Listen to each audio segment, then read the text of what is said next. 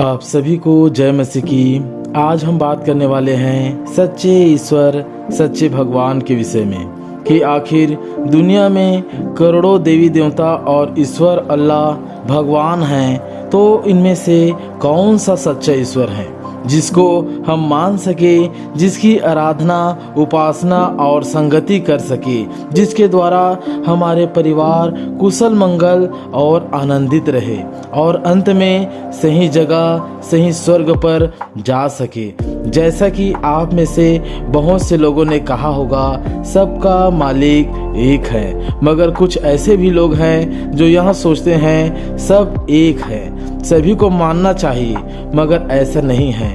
हिंदू धर्म के वेदों के अनुसार परमात्मा ना तो भगवान है, ना देवी है, ना देवता, और ना ही ब्रह्मा, ना ही विष्णु और ना ही महेश है। परम प्रधान परमात्मा ना तो अग्नि है, ना वायु है, ना तो जल, ना आकाश है, वह तो निराकार है। ईश्वर ना तो दुर्गा, ना तो राम, ना ही कृष्ण और ना ही बुद्ध है।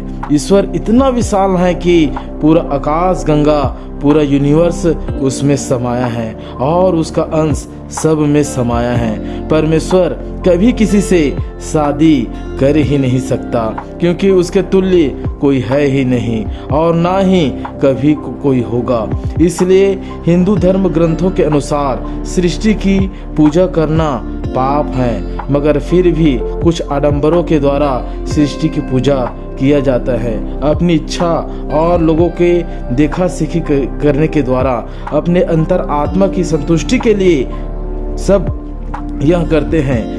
अब हम बात करते हैं सिख धर्म की, जो लगभग 15वीं शताब्दी के लगभग गुरु नानक के द्वारा इस पंथ को चलाया गया, जो कुप्रथा और पंडितों के मायाओं को समझाना शुरू किया, मगर सत्य तक जो परम प्रधान है अपने लोगों को नहीं ले जा सका, नहीं पहुंचा सका, और लोगों ने गुरुओं ही को भगवान, गुरुओं ही को श्रेष्ठ बनाना शुरू कर दिया और उसी की आराधना और उसी की उपासना करना शुरू कर दिया। चाहे गुरु नानक जी हो, या गुरु घासीदास जी हो, या रविदास हो, या कबीरदास हो, ये सारे गुरुओं का लोगों ने अपने अपने गुरुओं को ही मानने लगे और समय अंतराल बुराई और झगड़े में फंसते गए और सच्चे परमेश्वर से दूरी ही बनाए रहे और भी ज़्यादा दूरी बनते चले गए।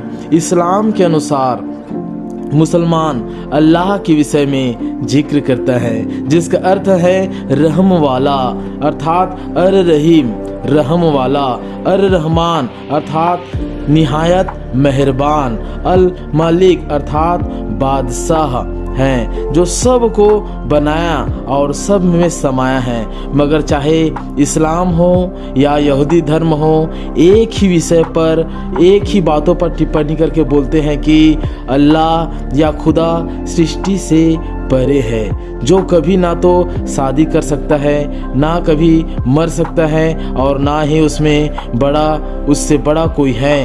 भले ही यह धर्म कठोरता और नबियों के गुमराह के द्वारा भटक गए हैं, क्योंकि सच्चे ईश्वर के सही तरीकों को नहीं जान सका, सच्चे परमेश्वर के करीब नहीं आ सका। भले ही उसके नामों को रहीम और अल्लाह की मेहरबानी कहते हैं, लेकिन उस तक पहुंच नहीं सका, उसका नाम नहीं जान सका। बाइबल के अनुसार उस परम प्रधान का नाम, जो ना तो शादी कर सकता है, ना उसके कोई माता या पिता, ना भूत, ना भविष्य, ना आदि, ना अंत का कोई ज्ञान रख सकता है, उसने कहा निर्गमन 6:3 वचन में, मैं यहोवा हूँ। मैं सर्वशक्तिमान ईश्वर के नाम से इब्राहिम, इसहाक और याकूब को दर्शन देता था, परंतु यहोवा के नाम से मैं उन पर प्रकट न हुआ। यहोवा के नाम से उन लोगों को कभी मैं बताया नहीं कि मैं ही यहोवा हूँ करके, बस इतना ही बोला है कि वही सर्वशक्तिमान हूँ करके। इसीलिए वहाँ जितनी भी उस समय की और भी नबियत थे, उनके विषय में अलग अलग नामों के द्वारा उसको उच्चारण करने लगे। और मुसलमान और यहूदी या यूनानी नबियों ने उसका नाम उनके कामों के अनुसार रख दिया।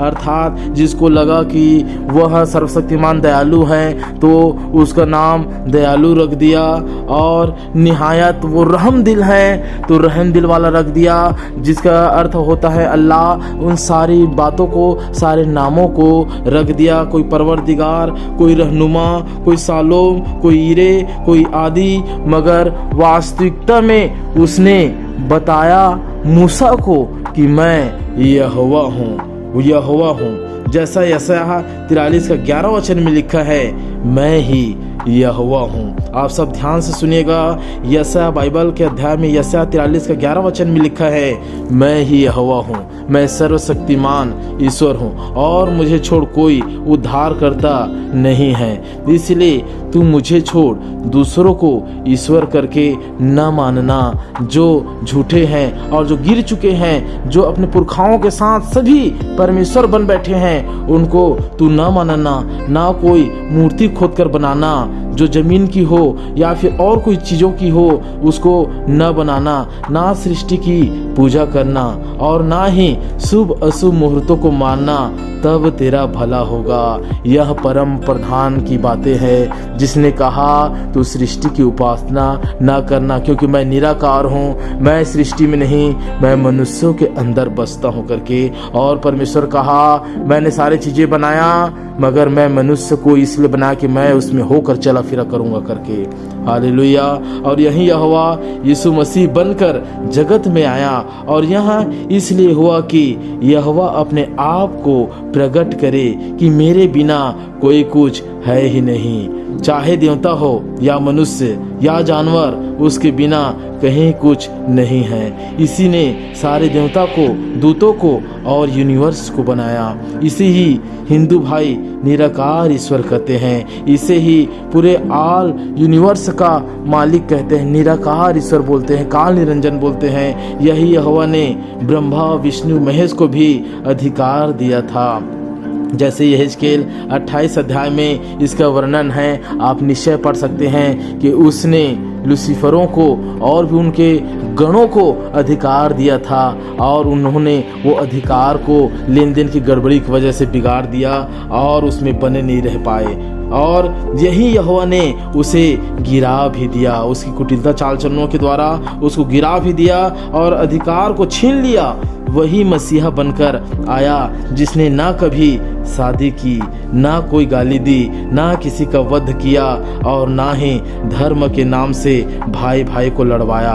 वरन उसने ऐसी बातों का वर्णन किया है जो बयान से बाहर हैं। इसलिए आप सभी यीशु मसीह के बारे में जरूर जानें, क्योंकि उसने कहा, आदि में वचन था और वचन परमेश्वर के साथ था और वचन ही परमेश्वर था। सच्ची ज्योति जो हर एक मनुष्य को प्रकाशित करती है, वह जगत में आने वाली थी। यह यूहन्ना 1:9 वचन में आप पढ़ सकते हैं। वह जगत में था और जगत उसके द्वारा उत्पन्न हुआ और जगत ने उसे नहीं पहचाना।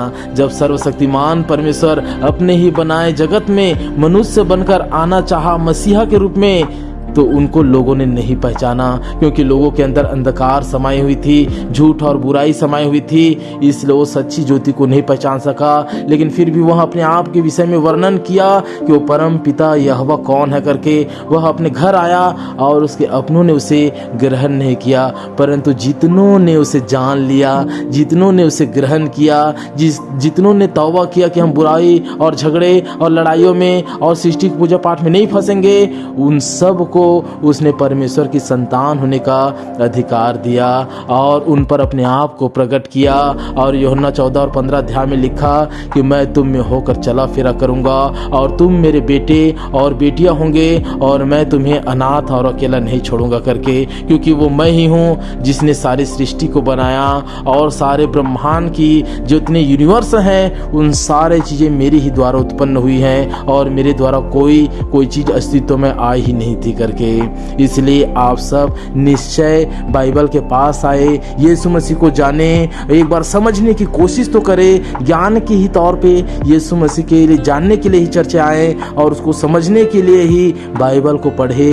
तब हमारे जो अंतर आत्मा की आंखें हैं वो खुलेंगी और हम सर्वशक्तिमान परमात्मा को, जो आत्मा को बनाने वाला परमात्मा है, उस तक जा सकेंगे। नहीं तो कितने अडंबर निकले हैं, कितने ऐसे ढोंगी हैं जिन्होंने संसार को गुमराह कर दिया और अपने लाभ के लिए इतने सारे देवी देवता बनाए बैठे हैं जो केवल अपने ही धन कमाने के उद्देश्य से बनाए हैं। और मगर सच्चे ईश्वर के विषय में उसके मुंह से कुछ शब्द निकल ही नहीं सकता, ना ही वो कुछ बोल सकते हैं, क्योंकि ऐसे में उसकी सारी प्लानिंग चौपट हो जाएंगी, सारा उसका आय चौपट हो जाएगा। इसलिए मैं आप सबको यही कहूँगा कि सच्चे ईश्वर के पास आए, सच्चे परम प्रधान के पास आए, जो सबसे प्रेम करता है और सब में समाया हुआ है और सबको बचाने के लिए, सबको छुड़ाने के लिए अपने महिमा को प्रकट किया मसीहा बनकर। आप सब सलामत रहे। निश्चय नए वीडियो में मिलेंगे, तब तक के लिए आप सभी को